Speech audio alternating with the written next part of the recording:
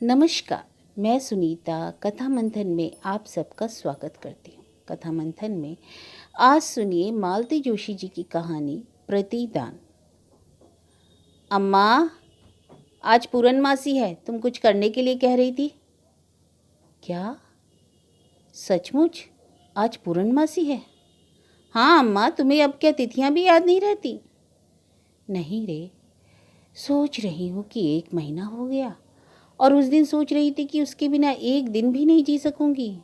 अम्मा, इसके बाद कान तो कुछ सुन ही नहीं सके, पर मेरी कल्पना की आंखों ने देख लिया कि माँ का सिर बेटे के कंधों पर टिका है और दोनों निशब्द रुदन में डूब गए हैं। मन कैसा कैसा हो आया। मैं भारी कदमों से रसोई की ओर मुड़ गई। दरअसल मैं इनसे एक बहुत ही जरूरी बात कहने गई थी। आज सुबह नहाते समय एक दर्द की लहर शरीर में दौड़ गई थी, वही चीर प्रतिशित आशंकित लहर। मैंने सोचा था इनके दफ्तर जाने से पहले नर्सिंग होम चलकर चेक करा लेते तो ठीक था, पर इसी समय उद्धव का प्रसंग छिड़ जाना मुझे बड़ा अशुभ सा लगा। एक खींच सी हुई मन में, क्या मरने के बाद भी उसका साया हमारी गृहस्थी के ऊपर मंडराता रहेगा? मेरे इस घर में आने के पहले ही उद्धव मेरे जीवन में आ गया था। अपनी सबसे प्यारी साड़ी पहनकर मैं इनके साथ घूमने गई थी नंदनवन। वहाँ की हरी हरी धूप पर बैठते ही इन्होंने बिना किसी भूमिका के कहना प्रारंभ कर दिया। संध्या, शादी से पहले मैं अपने घर का चित्र तुम्हारे सामने रखना चाहता हूँ। मेरा बहुत छोटा सा परिवार है। माँ है जिन्होंने लाख मुसीबतें झेलकर मुझे इस काबिल बनाया है। दूसरा है उद्धव, मेरा छोटा भाई। 15 वर्ष की कच्ची उम्र में ही बस दुर्घटना से उसके दोनों पैर बेकार हो गए। 5 वर्षों से वह बिस्तर पर है। कहते हुए इनकी आंखें भर आई थी। मेरे और अम्मा के आधे प्राण उसी में बसते हैं। मुझे ऐसी पत्नी चाहिए जो मेरी इन जिम्मेदारियों को खुशी खुशी बांट सके। तुमसे हो सकेगा यह सब? इन्होंने प्रश्न भरी आंखों से मुझे देखा था। इनके करुण सम्मोहन ने मुझे बांध लिया और उस अनजान अपंग युवक के प्रति मन ममता से भर उठा। यह तो उसी दिन ही जान गई थी कि इनके अंदर का पुत्र और भाई इन पर सदा हावी रहेगा। तब तो इसी बात पर मुग्ध होकर अंतर मन से इन्हें वर लिया था और अपने मानस में राम और लक्ष्मण के साथ नित्य नए विनोद की कल्पना में विवाह की तिथि को जोड़ती रही। शादी इनके ताऊजी के यहाँ हुई।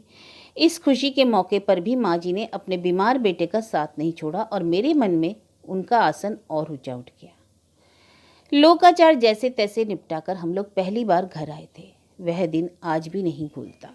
पड़ोसी गिरिजा बाबू स्टेशन पर हमें लेने आए थे। उन्होंने बताया कि नई भाभी को लेकर उद्धव के आनंद और उत्कंठा की सीमा नहीं है। माँ जी के पीछे पड़कर उसने पूरे मकान की सफेदी करवाई है।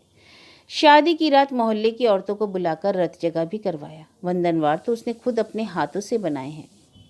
तांगा रुकते ही मैंने देखा वंदनवारों से सजा लिपा पुता घर अपनी दीनहीनता लिए सामने खड़ा था। भाग्य के थपेड़ों के बीच 2 बालकों के साथ जिंदगी की राह पर चलने वाली माँ जी का प्रतीक मुझे बहुत अच्छा लगा। दरवाजे पर संभवतः पड़ोस की किसी सुहागिन ने हम लोगों की आरती उतारी। वही मुझे भीतर ले गई। घर में घुसते ही यह कोने में लगे पलंग की ओर लपके और भैया की पुकार के साथ दोनों एक दूसरे से लिपट गए। किसी रामलीला में देखे भरत मिलाप का दृश्य मेरी आंखों के सामने सजीव हो उठा। फिर उन्होंने मुझे खींचकर उसके सामने खड़ा कर दिया और कहा, देख देख अपनी भाभी को, बोल पसंद आई कि नहीं। भाभी कहते हुए उसने मेरे दोनों हाथ पकड़ लिए। उस स्पर्श से सिहर कर मैंने अपनी लज्जानत आंखें उठाकर ऊपर देखा। नहीं, यह मेरी कल्पना का उद्धव तो नहीं था। मेरी कल्पना का उद्धव सिनेमा और उपन्यासों का मरीज था। लाख कष्टों के बावजूद जिसके चेहरे की कांति अक्षय रहती है, वेदना और यंत्रणा जिसे और आकर्षक बना देती है। मेरे सामने जो उद्धव था वह यथार्थ का उद्धव था। किशोरावस्था में ही अपंग हो जाने के कारण वह बुझ सा गया था। अपनी विवशता की पीड़ा और कर्मण्यता का एहसास अभावों में पले उसके कंकाल प्राय चेहरे को और भी कठोर बना गया। हृदय से ही ना सही, पर उसे अपनी समस्त आंतरिकता के साथ मैं ग्रहण ना कर सकी। अपनी कल्पना का यह विद्रूप मुझसे नहीं सहा गया। एक वत्सल सीता, एक फ्लोरेंस नाइटेंगल की अनुभूति पूर्व ही विलीन हो गई। पता नहीं किस संवेदन शक्ति से उसने मेरे मन को पढ़ लिया और मैं हाथों को सामने वाले उसके हाथों की गर्मी धीरे धीरे लुप्त हो गई। उसने मेरे हाथ छोड़ दिए। मुझे लिटा दो अम्मा, मैं बहुत थक गया हूँ, कहकर उसने आंखें मूंद ली। उसकी इस आवाज़ पर पता नहीं कहाँ से माँ जी निकल आई। उन्होंने उसे लिटा दिया। उनका इशारा पाकर मैंने उनके पांव छुए, पर सिर पर जरा सा हाथ रख देने के अतिरिक्त उनके मुंह से आशीर्वाद के 2 शब्द भी ना निकले। एक जबरदस्त अपेक्षा भंग का वातावरण घर में छा गया था। हम सब के सपने कपूर की भांति उड़ गए। मुझसे इस बारे में कभी भी किसी ने कुछ कहा तो नहीं, और पर मैं हमेशा सफाई देने के लिए छटपटाती रही, पर बिना अभियोग की सफाई कैसी। पम्मी के जन्म के बाद बस इन्होंने इतना कहा था, एक बार इसे अम्मा को दिखा लाते हैं। इस बार घर जाने पर मैंने अपने मधुर व्यवहार से माँ जी का मन मोह लिया। पम्मी तो जैसे उनके गले का हार बन गई थी। अपनी पिछली भूलों का प्रायश्चित करने के लिए कृत संकल्प मैं माँ जी के साथ ले चलने का उपाय कर रही थी। मुझे मालूम था कि इनके मन में हमेशा यह इच्छा रही है कि बंगले के उस सुनिश्चित कोने की तरह इनके कोने का का कोना भी खाली खाली रहता था। यह मैं जानती थी। इसलिए उद्धव को भी इस बार मैंने शिकायत का मौका नहीं दिया। उसने कभी कोई उत्सुकता नहीं दिखाई। बीमार व्यक्तियों का अहम वैसे भी भारी होता है, पर मैं अपने कर्तव्य बोध से सब कुछ कर रही थी। मुझे खुशी थी। इस बार दिन खैरियत से गुजर रहे थे।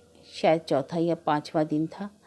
मैं नहा रही थी। 2 कमरों का छोटा सा घर था। रसोई बंद करके नहाना पड़ता था। तभी मैंने सुना उद्धव कह रहा था, अम्मा, भाभी कहाँ है? नहा रही है। क्यों रे? माँ जी ने पूछा। मुझे भी आश्चर्य हुआ कि आज मेरी क्या ज़रूरत पड़ गई। एक बार गुड्डी को मुझे दो ना अम्मा। कुछ क्षण खामोशी रही। अम्मा, बस थोड़ी सी देर को दे दो। इस बार उसके स्वर में बला की अजीजी थी। शायद तभी तो माँ जी से नहीं रहा गया। उसका असीम दैन्य मुझे खल गया। मुझसे छिपाकर मेरी बच्ची को देखने का प्रस्ताव ऐसा ही कुत्सित लगा जैसे मेरी अनुपस्थिति में किसी ने मेरे जेवरों का बक्सा खोल लिया हो। उसके कंकाल प्राय खुरदरे हाथों द्वारा पम्मी के शरीर के सहलाए जाने की कल्पना से मैं सिहर उठी। क्या पता उसने अपने घिनौने मुख से उसे चूम भी लिया हो। पता नहीं कौन सी बात मेरे मन में गड़ गई और मैं बेतरतीबी से साड़ी पहन दरवाज़ा खोल दिया और झपट कर उसकी गोद से पम्मी को उठा लिया। उसे छाती से लगाए मैं मुड़ी ही थी कि माँ जी से आंखें मिल गईं। बेटे का अपमान वहाँ प्रतिबिंबित हो उठा। पता नहीं वहाँ क्या क्या था, क्रोध, अपमान, घृणा, पर मेरा साहस ही ना हुआ कि उनकी ओर देख सकूं। घर की है मेरी अंतिम यात्रा थी। यह तो हर दूसरे तीसरे महीने जाते और एक उदासी की परत सी उड़कर वापस आ जाते। कई बार मन हुआ कि जाकर उसे देखाऊं, उन लोगों की गलतफहमियां दूर कराऊं, पर अपने ऊपर से ही विश्वास जैसे उठ गया था। विधि का विधान भी कैसा है, उसके अंतिम समय भी जाना ना हो सका। वे ही गए और आते समय माँ जी को ले आए। जो कमरा वर्षों से उद्धव और माँ जी की प्रतीक्षा करता रहा था, उसमें माँ जी अकेली आई थी। उनके साथ आई थी शोक की एक काली छाया जो निरंतर घर पर छाई रहती। उनके आते ही घर एकदम छोटा हो गया और प्रच्छन्न रूप से 2 दलों में बंट गया।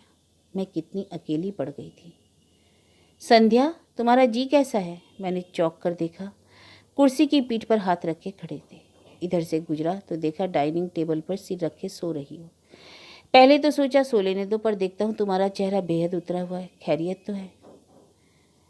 मैंने कहा, मेरा ख्याल था एक बार नर्सिंग होम आते। जरूर जरूर, ये वो बोले और तेजी से बाहर निकल गए। कुछ ही देर में हम लोग गाड़ी से सड़क नाप रहे थे। तब ख्याल आया चलने से पहले माँ जी से कहना चाहिए था, पर घबराहट में याद ही ना रहा। नर्सिंग होम पहुंचने भर की देर थी। उन लोगों ने मुझे हाथों हाथ लिया और दूसरे ही क्षण में प्रसूति कक्ष में थी। मुझे सिस्टर के हाथ सौंपकर यह चले गए। दफ्तर या क्या पता बाहर ही बैठे हों। सफ़ेद कपड़ों में लिपटी उन नर्सों के बीच में अपने आप को नितांत असहाय और अकेला अनुभव करने लगी। पम्मी की समय की यादें अपनी सारी वहशत के साथ मुझ पर हावी हो गई और मेरा दम घुटने लगा। उसी समय दरवाज़ा खुला और डॉक्टर अलका रानी ने कहा, मिसेस श्रीधर, आपकी सास आई हैं। मैंने देखा माँ जी अपराधी सी मुद्रा में सिरहाने खड़ी हैं। मुझसे रहा नहीं गया। बिटिया दुलारी को साथ लेकर चली आई। ठीक है, मैंने कहा। मुझे बड़ी शर्म आ रही थी कि घर से निकलते समय मैं तो इनसे कहकर भी ना आ सकी थी। उसी समय दर्द की एक लहर उठी और मैंने ओ माँ कहकर माँ जी के दोनों हाथ पकड़ लिए। पीड़ा के वेशन बीत जाने पर भी मुझे याद रहा कि दुबले खुरदुरे हाथ अजीब सी ममता से भीगे हुए थे। उस समय भी वह माता सहला रही थी और मुझे अच्छा लग रहा था। दर्द के वेशन कितनी बार दोहराए गए। माँ जी हर बार मेरे साथ पसीने से नहा गाती थी, मानो मानो मेरी पीड़ा को वह अनु अनु के साथ अनुभव कर रही थी। डॉक्टर ने 2-3 बार आदर से, फिर कुछ रुकाई से उनसे धीरज रखने के लिए कहा। एक बार तो दबी जबान से बाहर बैठने का भी अनुरोध किया, पर मैं उन्हें दृढ़ता से पकड़े रही। उन भाव विहीन चेहरों के बीच उन्हीं का चेहरा तो था जो मेरी वेदना से विहल हो रहा था। मेरी पीड़ा को एक अकेली वही तो समझ रही थी, क्योंकि सृजन की यह पीर उन्होंने भी सही थी।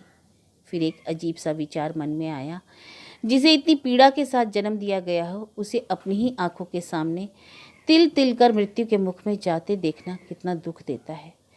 किस तरह सहा होगा इन्होंने।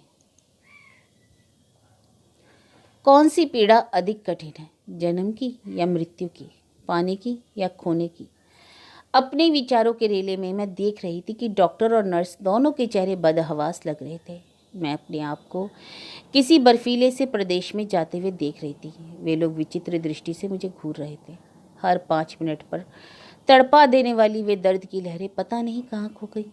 उनकी प्रतीक्षा में कमरे में एक तनाव सा भर गया। मुझे मम्मी बेतरह याद आ रही थी। हमेशा कहती थी कि डिलीवरी में दोनों का जन्म होता है, माँ और बेटे का। तभी तो 42 वर्ष की उम्र में शिशु को जन्म देने की पीड़ा उनसे नहीं सही गई। ऑपरेशन रूम से बाहर लाते हुए स्ट्रेचर पर उनका सफ़ेद निष्प्राण चेहरा बार बार आंखों के सामने आ रहा था।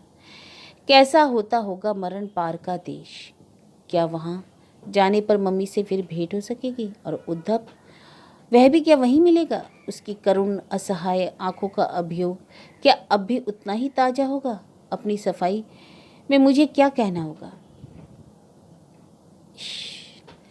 इंजेक्शन की जैसे कई सुइयां चुभो दी गई, पर मेरी चेतना लौट आई और कमबख्त फिर वही दर्द उभर आया। सफ़ेद कमरा, सफ़ेद चमकीले बल्ब, सफ़ेद वस्त्रों में लिपटी नर्सें, सब जैसे घूम गए। केवल 2 दुबले खुरदरे हाथ स्थिर थे जो मेरे माथे पर थे। शिशु के कर्कश रुदन से कमरा भर उठा। तनाव टूटने लगा और हर चीज़ जैसे फिर अपनी जगह लौट आई। डॉक्टर अलका कह रही थी, माँ जी मुबारक हो, पोता हुआ है। माँ जी ने हाथ जोड़कर कहा, वह तो जो भी है भगवान की देन है, पर आपने मेरी बेटी को बचा लिया, इसके आगे कुछ न कह सकी। उनका गला रूंध गया। सिस्टर ने उन्हें सहारा देकर बिठा दिया। थकान से बोझिल पलकें उठाकर मैंने देखा उनका चेहरा भी बेहद थका हुआ लग रहा था, जैसे पीड़ा का हर क्षण उन्होंने मेरे साथ जिया हो।